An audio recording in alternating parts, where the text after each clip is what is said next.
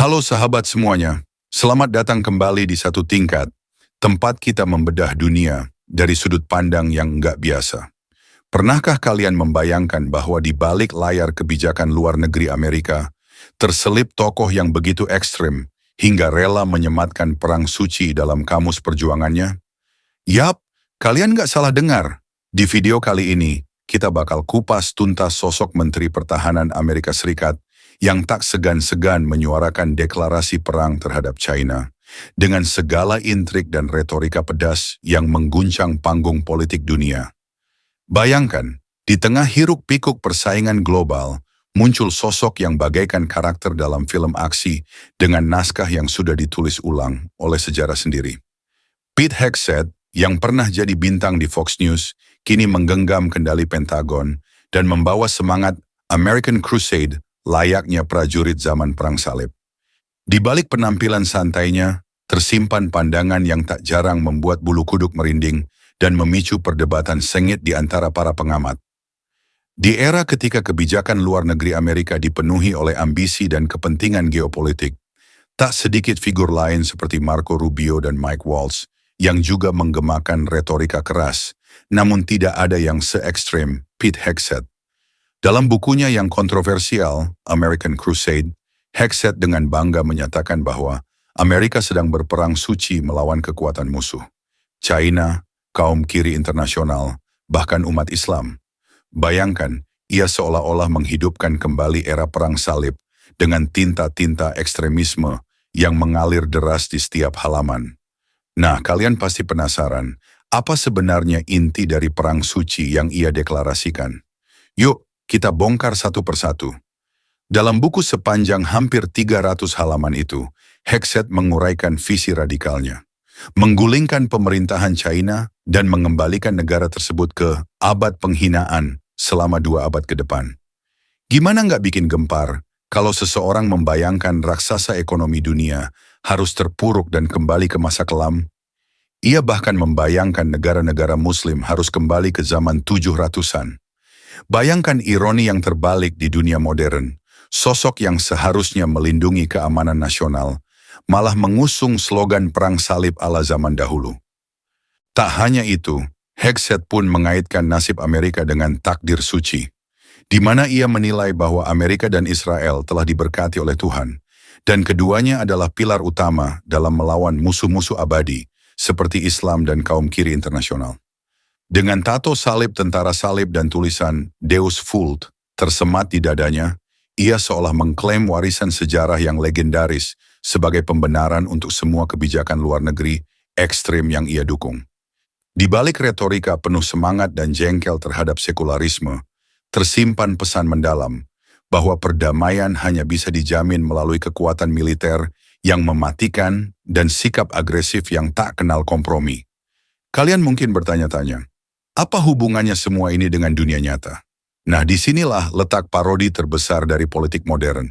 Sambil menyodorkan data bahwa selama masa pemerintahan Trump, tokoh-tokoh seperti Mike Pompeo dan Senator Roger Wicker juga pernah melontarkan retorika yang sama.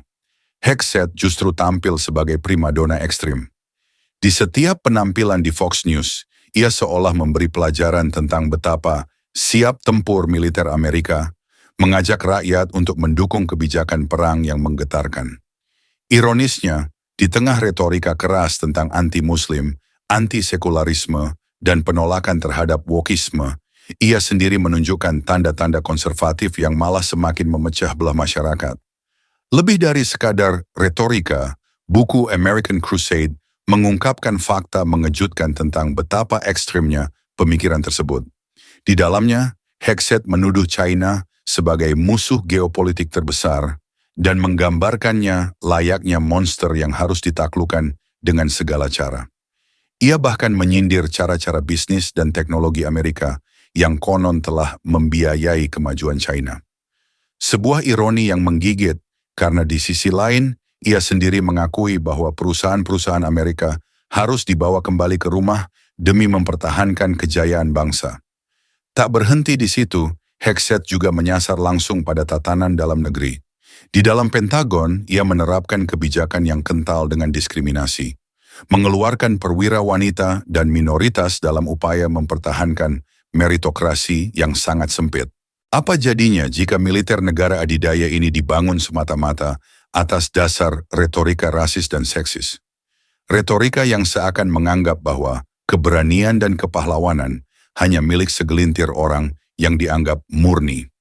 Di balik kata-kata manis tentang siap tempur dan kekuatan mematikan, tersimpan luka dalam yang mengoyak semangat persatuan bangsa. Tidak hanya mengkritik lawan, Hegseth juga dengan gamblang menuding media mainstream sebagai alat manipulasi. Dia mencemooh berita-berita clickbait dan membongkar agenda tersembunyi di balik pemberitaan legacy media. Menurutnya, media adalah instrumen untuk mendistorsi kebenaran dan mengalihkan perhatian masyarakat dari realitas perang yang sebenarnya. Dengan gaya bicara yang santai namun penuh sindiran, ia mengingatkan bahwa di balik setiap headline bombastis, terdapat narasi yang telah disusun sedemikian rupa untuk menguntungkan pihak tertentu. Pernyataan seperti, kita harus siap jika perang harus terjadi, bukan lagi sekadar hiperbola, melainkan sebuah kenyataan yang harus dihadapi dengan segala risiko dan konsekuensinya. Di setiap sudut buku, ada saja kutipan-kutipan yang memancing rasa penasaran, sekaligus menjengkelkan. Seolah-olah, tiap halaman adalah potongan adegan film fiksi ilmiah yang dibuat untuk mengocok perasaan dan memecah belah opini publik.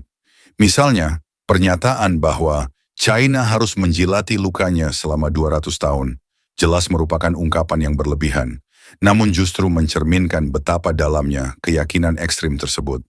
Hal ini tidak hanya memicu debat di kalangan politikus dan akademisi, tetapi juga membuat masyarakat awam semakin bingung tentang arah kebijakan luar negeri Amerika yang sebenarnya. Di balik gaya bicara santai yang terkesan ngocol, tersimpan fakta bahwa segala retorika ini telah mempengaruhi kebijakan pertahanan dan strategi militer negara adidaya. Kenaikan tajam pengeluaran pertahanan, modernisasi teknologi militer, dan pergeseran strategi di kawasan Indo-Pasifik merupakan cermin dari retorika yang diusung oleh para figur ekstremis.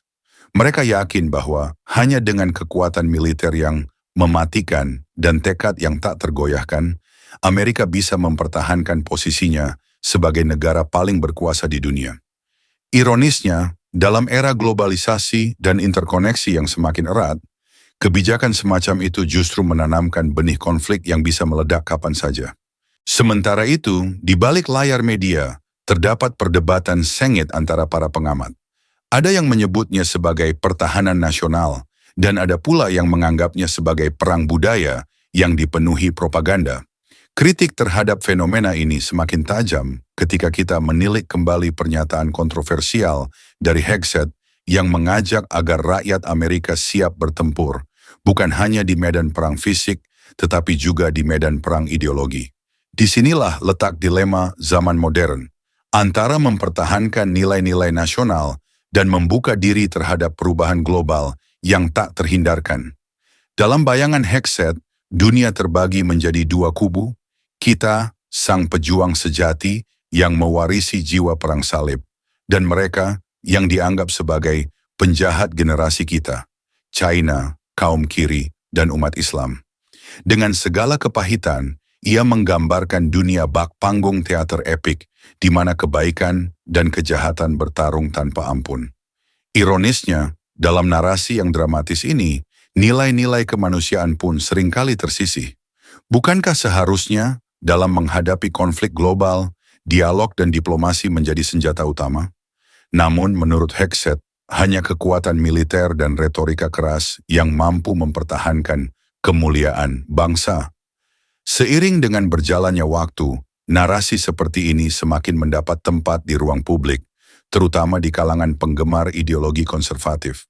Pengaruhnya pun meluas, tak hanya di Pentagon, tetapi juga di ranah politik, media, dan bahkan di kampus-kampus.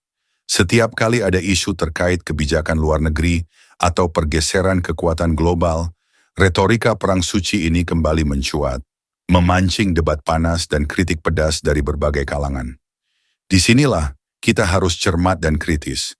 Apakah semangat peperangan dan ekstremisme ini benar-benar mencerminkan kepentingan rakyat, Ataukah hanya alat politik untuk mempertahankan status quo kekuasaan? Di balik segala sindiran, ada pesan yang cukup penting untuk kita renungkan. Dunia memang tidak sehitam-hitam yang digambarkan dalam buku American Crusade.